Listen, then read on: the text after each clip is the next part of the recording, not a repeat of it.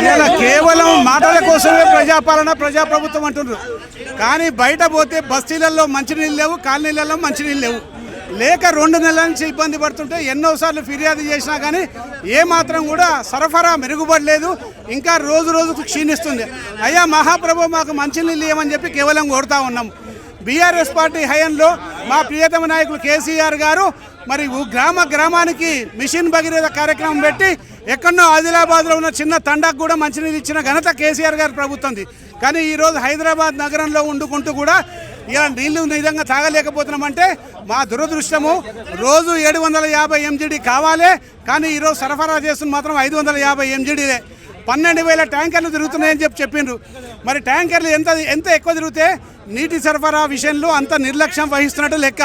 గతంలో కూడా బీఆర్ఎస్ ప్రభుత్వం కేవలం 2,000 ట్యాంకర్లు మాత్రమే తిరిగేది.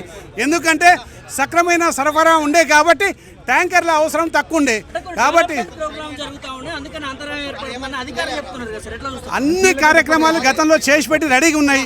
నీటి సరఫరా ఇస్తానికి ఈ హైదరాబాద్ మీద ఈ పార్టీకి శ్రద్ధ లేదు. ఎందుకంటే ప్రజాప్రతినిధులు వాళ్ళ పార్టీకి సంబంధించిన వాళ్ళు లేరు కాబట్టి హైదరాబాద్ ప్రజలు మా వైపు లేరని చెప్పేసి నిర్లక్ష్యం వహిస్తున్నారు. అయ్యా బాగా మంచిని కోరుతున్నారు. ఎమ్మెల్యే సుధీర్ రెడ్డి మాట్లాడుతూ ఉన్నారు. ఏదైతే వాటర్ సప్లై విషయంలో ఇప్పుడున్నటువంటి కాంగ్రెస్ ప్రభుత్వం దాదాపు 2.5 ఏళ్ల నుంచి కూడా ఇదే పరిస్థితి ఏర్పడుతూ ఉంది. ఇప్పుడు వేసవి కాలం రావడంతో ఇంకా ప్రజలు చాలా ఇబ్బంది పడుతూ ఉన్నారంటూ కూడా సుధీర్ రెడ్డి మాట్లాడుతున్నటువంటి సందర్భం కనిపిస్తూ ఉంది. సో ఖచ్చితంగా వెంటనే వాటర్ సప్లై ఎక్కడ కూడా ఏ సమస్య లేకుండా కూడా సప్లై చేయాల్సినటువంటి అవసరం ఉంటుంది. ఎందుకంటే హైదరాబాద్ ఇటు రంగారెడ్డి కావచ్చు, మల్కాజ్గిరి కావచ్చు, ఇట్లా జంట నగరాలకు సంబంధించి ప్రాంతాల్లో చాలామంది ప్రజలు వివిధ రాష్ట్రాల నుంచి కూడా వచ్చి ఇక్కడ నివాసం ఉంటారు. కాబట్టి సో ఎక్కువ రద్దీ ఉండేటటువంటి ఈ జంట నగరాలకి వాటర్ సప్లై అనేది తగ్గిపోతే చాలా ఇబ్బందికర పరిస్థితులు ఏర్పడతాయి. ఇప్పటికే చాలా అపార్ట్మెంట్లు కావచ్చు, చాలా ఇండ్లకు సంబంధించి కూడా ఇటు వాటర్ ట్యాంకులను బుక్ చేసుకుంటూ ఉన్నారు. ఆ బుక్ చేసుకునేటటువంటి అంశంలో ఎక్కువగా బుక్ అవుతూ ఉన్నాయి. అంటే దీన్ని బట్టే తెలుసుకోవచ్చు ఎంత వాటర్ సప్లై ఇష్యూ ఉంది, వాటర్కి సంబంధించి ఎంత ఇబ్బంది పడుతూ ఉన్నారు ప్రజలు అనేది కూడా స్పష్టంగా ఇక్కడ తెలుస్తూ ఉందంటూ కూడా సుధీర్ రెడ్డి చెప్తా ఉన్నారు.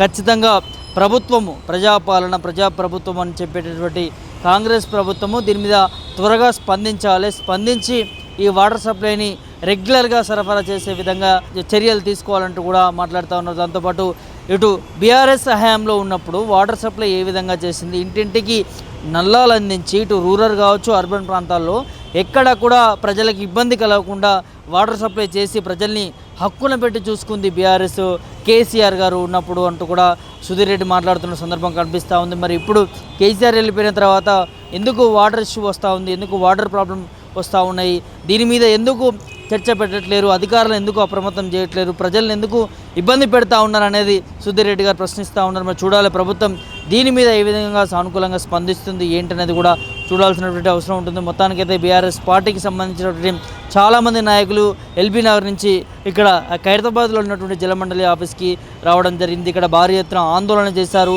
ప్రభుత్వం ఇక్కడ ఉన్నటువంటి అధికారుల నిర్లక్ష్యం వల్ల వాళ్ళ ప్రజలను ఇబ్బంది పెడతా ఉన్నారు. ఖచ్చితంగా వెంటనే వాటర్ సప్లై చేసేందుకు కూడా బీఆర్ఎస్ పార్టీ నుంచి మా పోరాటాలు ఆగమంటూ కూడా వారు ప్రభుత్వాన్ని అధికారులని డిమాండ్ చేస్తున్నటువంటి పరిస్థితులు కనిపిస్తూ ఉన్నాయి. వీడియో జర్నలిస్ట్ సల్మాన్ రాజ్తో ప్రభాకర్ పుల్టన్ ఖైరతాబాద్ నుంచి.